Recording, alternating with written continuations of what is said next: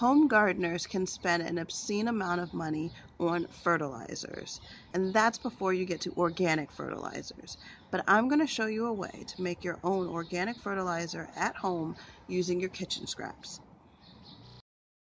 You may have already guessed it, but I'm talking about black gold. I'm going to tell you 5 secrets that you should know before you get started in vermiculture.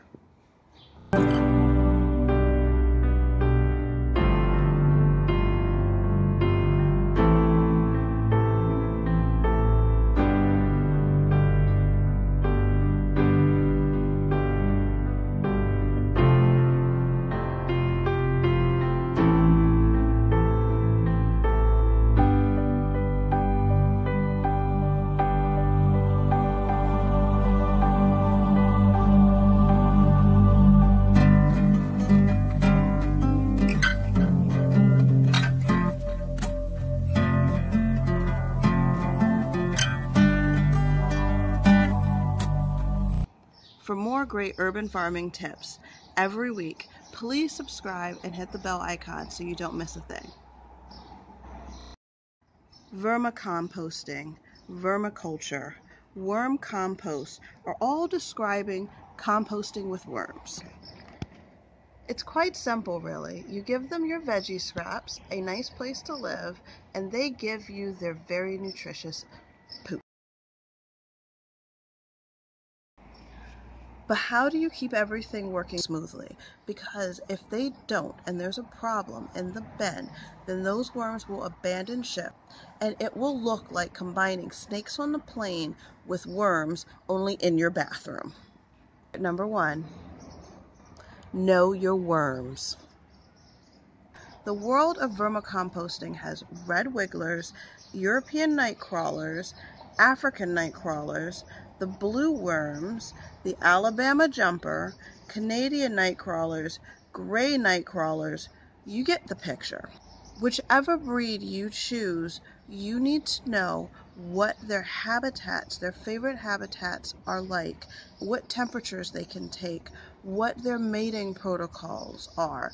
You need to know if it's a preppy frou-frou worm like the European nightcrawler that will selectively eat some stuff over other things and will only mate with certain worms rather than all the worms. You need to know these things before you choose your breed. Secret number 2. You can find composting worms in the wild. If you're anything like me, I don't like to pay for things that I can get for free with a little hard work. So you can actually check and see which worms are indigenous to your area.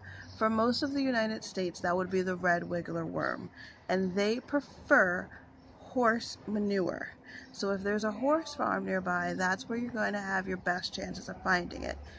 For us in Israel, we're very close to Africa, so the African nightcrawler worms are just running around wild, so that's what we started out. Secret number 3. Earthworms do not do well in composting bins. Earthworms are also called dirt worms, meaning that they need deep soil. When it's wet, they come up to the top of the soil so that they can breathe. And when it's dry, they're able to survive these conditions, the dry conditions, by burrowing deeper into the soil. Without that ability, they die in composting bins. So when you're hunting worms, you need to watch how they crawl on the ground. If they're inching up, then they're probably an earthworm. If they're pale, they're probably an earthworm. But if they wriggle like a snake, going side to side, and they have a nice, deep, dark, rich red color, then they're probably a good composting worm. Secret number 4. Decide what your bin will do for you and your garden before you get started.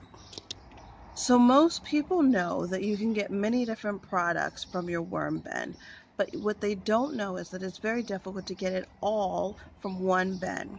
So what I like to do is I have one nursery bin that's sole purpose is to produce babies for my secondary bins. Then if anything happens in my secondary bins, I'm covered. I have the emergency fund of worms. If a bin crashes, which you will ultimately have a bin crash, I can restart from my nursery bin without losing the whole thing. Secret number 5. Worm bins aren't supposed to stink. We have kept worms in our house, in apartments, in the city for 5 years now, and they do not stink if you do it properly. When they do stink, that's a sign that there's a problem. You've either overfed them, or maybe you've underwatered them, or anything like that. The pH is off. You just have to troubleshoot that. This makes keeping a worm bin in an urban setting perfect. The ways to keep it from stinking though, rule of thumb, no meat, no dairy, and they should be able to eat all the food that you've given them in 1 week.